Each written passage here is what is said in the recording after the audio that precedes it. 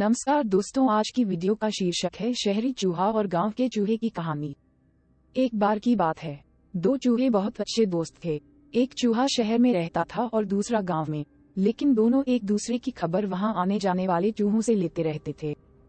एक दिन शहर के चूहे को अपने दोस्त से मिलने का मन किया, तो उसने अपने गांव आने की बात अपने दोस्त के जरिए गांव वाले चूहे तक पहुंचा दी। गांव का चूहा अपने दोस्त के आने की खबर सुनकर काफी खुश हुआ। वह अपने दोस्त का स्वागत करने की तैयारियां करने लगा। फिर वो दिन आया जब शहर का चूहा गांव अपने दोस्त से मिलने पहुंचा।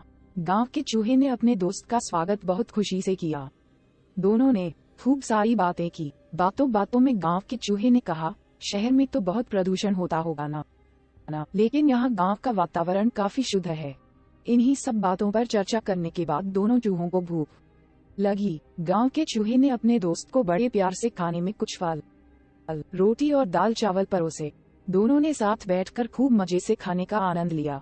खाने के बाद दोनों गांव की सैर पर निकल पड़े। उन दोनों ने गांव के खूबसूरत नजारे का आनंद लिया। गांव की हरियाली दिखाते वक्त गांव के चूहे ने शहर के चूहे से पूछा, क्या शहर में भी ऐसे ही हरे भरे नजारे हैं?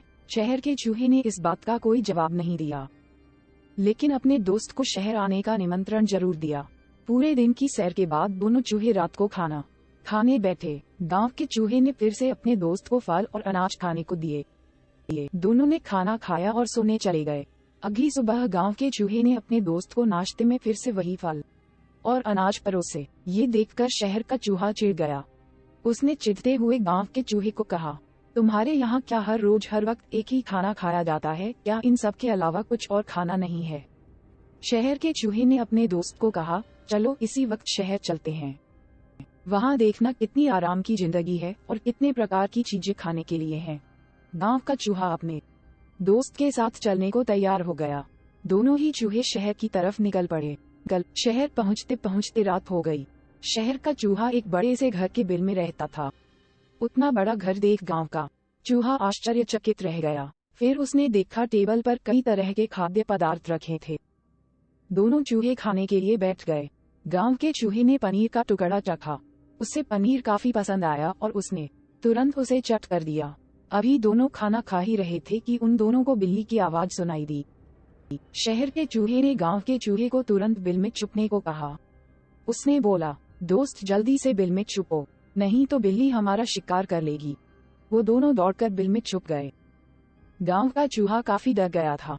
थोड़ी ही देर में बिल्ली वहां से चली गई और दोनों बाहर आ गए। शहर के चूहे ने गांव के चूहे को हिम्मत देते हुए कहा, अब कोई डर नहीं मित्र, वो बिल्ली जा चुकी है। ये सब तो जीवन का हिस्सा है, सामान्य बात है।